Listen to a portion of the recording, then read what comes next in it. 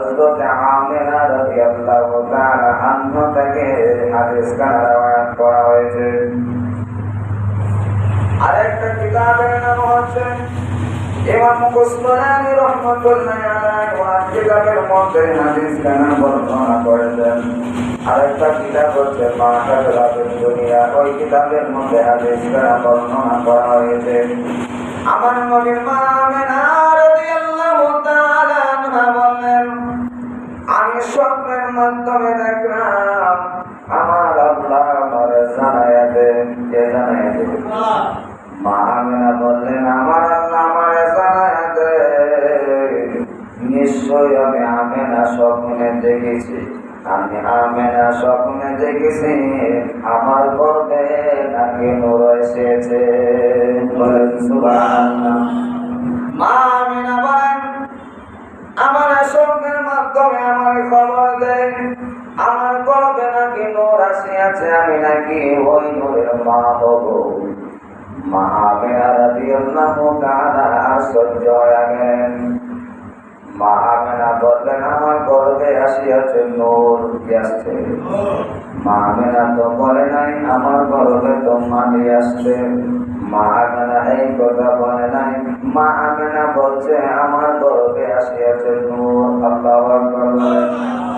আমার নবীর চাচা হযরত আব্বাস রাদিয়াল্লাহু তাআলা আনহু বর্ণনা করে বললেন, দুনিয়ার মানুষের আমি আব্বাস রাদিয়াল্লাহু তাআলা আনহু আমি যখন ছোট অবস্থায় আমার ভাতিজা মুহাম্মদকে দেখার জন্য যখন আমি যাইতাম, ও দুনিয়ার মানুষের আমি তাইয়া যখন দেখতাম আমার ভাতিজা এমন সুন্দর ভাতিজা, আমি একবার আকাশের দিকে তাকাই, আরেকবার আমার মুহাম্মদের চেহারার দিকে আমি তাকাই।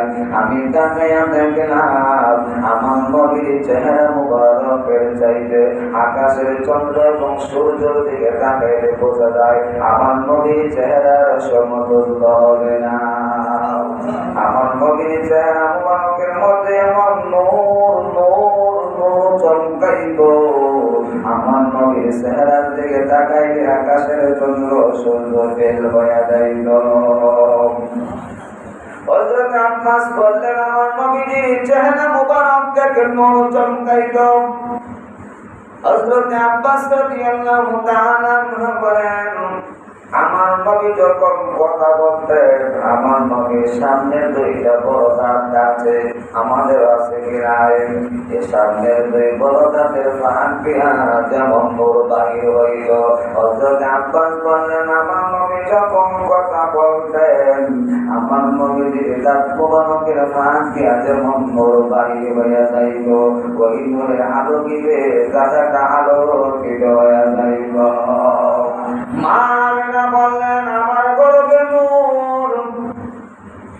হযরত আব্বাস রাদিয়াল্লাহু তাআলা আনহু বলেন, আমার নবীজি হইলেন নূর। আমার আল্লাহ বললেন, আমার নবী হইল নূর। তুমি মোল্লা কেমনে বড় সাধারণ মানুষ।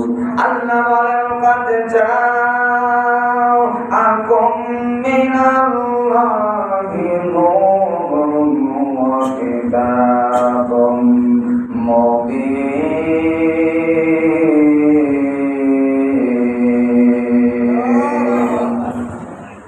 আল্লাহ কোন নূর কাদ যাআকুম আসিয়াছে, মিনাল্লাহি আমার হইতে নূর, আমার হইতে একটা নূর আসিয়াছে, ও কিতাবুম মুবিন। ওই নূরের পিছনে পিছনে আমি একটা কিতাব আল কুরআন দিতে দিতে প্রেরণ করেছি। যেমন আল্লাহ পাক কুরআনের আয়াতে বলেন, কাদ যাআকুম বুরহানুম মির রাব্বিকুম। আল্লাহ বলেন, একটা বুরহান একটা নূর আমি আল্লাহর পক্ষ থেকে এই পৃথিবীর জমিনে আসিয়াছে। আল্লাহ বলে নূর, নবী বলে আমি নূর, মা আমিনা বলে আমি নূর। হযরত আব্বাস রাদিয়াল্লাহু তাআলা আনহু বলেন, আমার বকর বলে নবী নূর, হযরত উমর বলে নবী নূর, হযরত উসমান রাদিয়াল্লাহু তাআলা আনহু বলেন নবী নূর, শেরে খুদা মাওলা আলী বলে আমার নবী নূর। জোরে বলেন সুবহানাল্লাহ। আমার নবী বলেন আমার নবী কেমন নবী, আমার নবী কেমন রহমতের নবী। হযরত জিবরাইল আলাইহিস সালাম যে হাদিসখানা বুখারী শরীফের মধ্যে আছে, হযরত জিবরাইল আসলেন আমার নবীর সাথে দেখা করার জন্য। আয়েশা দেখলেন আমার নবীকে মসজিদে নববীর মধ্যে বসা। হযরত জিবরাইল সালাম দিলেন, সাদ্দাকা ইয়া রাসূলুল্লাহ, নবী গো আল্লাহ আপনাকে সালাম দিয়েছেন, আপনি কবুল করেন। আমার নবী আল্লাহর সালাম কবুল করলেন। সালাম দিলেন কে? জোরে বলেন। আল্লাহ যে নবীর সালাম আমি দিলে দোষ আছে কি নাই? এই মোল্লা দুনিয়াতে আছে কি নাই? আল্লাহ সালাম দেয় নবীর দোষ নাই। আমি এই জমিন থেকে মদিনায় সালাম দিলে মোল্লার কত আছে? ওইতে বোঝা গেল এই মোল্লা তো আসল মোল্লা না, এই মোল্লা হইল সিদি মারতা মোল্লা। ঠিক কিনা বলে? হযরত জিবরাইল আসলেন আমার নবীর খিদমতে, বললেন ইয়া রাসূলুল্লাহ, নবী গো। জিবরাইল ইয়া রাসূলুল্লাহ কইলে দোষ নাই।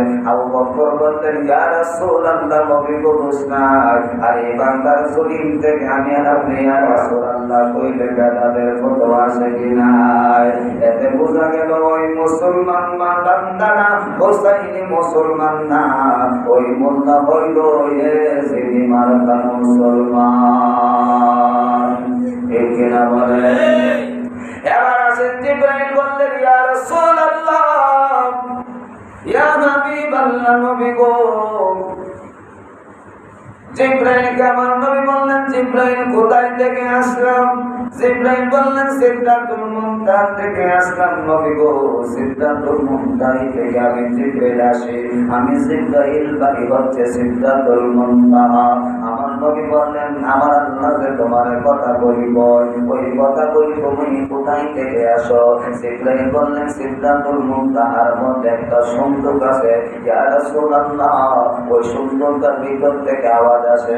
আমি আওয়াজকে শ্রবণ করে আপনার কাছে প্রকাশ করে আমি সংক্ষিপ্ত ভাবে ওই কথাটা বোঝানোর জন্য আমি বলতেছি। জিবরাইল বললেন নবী গো সুন্দর থেকে কথাটা আসে, কথাটা আমি শুনে আপনার কাছে প্রকাশ করি। ইয়া রাসূলুল্লাহ, নবী গো এর বাহিরে আমি আর কোনো কিছু জানি না। আমার নবী বললেন জিবরাইল ওই সুন্দরের ভিতরে কি আছে তুমি জানো নি? সুন্দরের ভিতরে তুমি তো তাকায় দেখো সুন্দরের ভিতরে কি? জিবরাইল বললেন আমি কেমনে দেখবো গো নবীজি, ওই সুন্দরটা কথা না মারা যাবে গো নবীজি। আমার নবী বললেন জিবরাইল রে, ও জিবরাইল সুন্দরের ভিতরে যেহেতু তালায় আছে, সুন্দরের তালাটার মধ্যে দইরা লাড়া দিয়ে বলবা লা ইলাহা ইল্লাল্লাহ মুহাম্মাদুর রাসূলুল্লাহ। ওই কথাটা বইলা তালার মধ্যে যখন ধরবা তালাটা বলিয়া যাবে, এরপরে ডাকনা আলগি দিয়া দেখবা সুন্দরের ভিতরে কি আছে। জিবরাইল গেলেন, আমার নবী বললেন জিবরাইল আমারে ওইখানে দেখা যাও।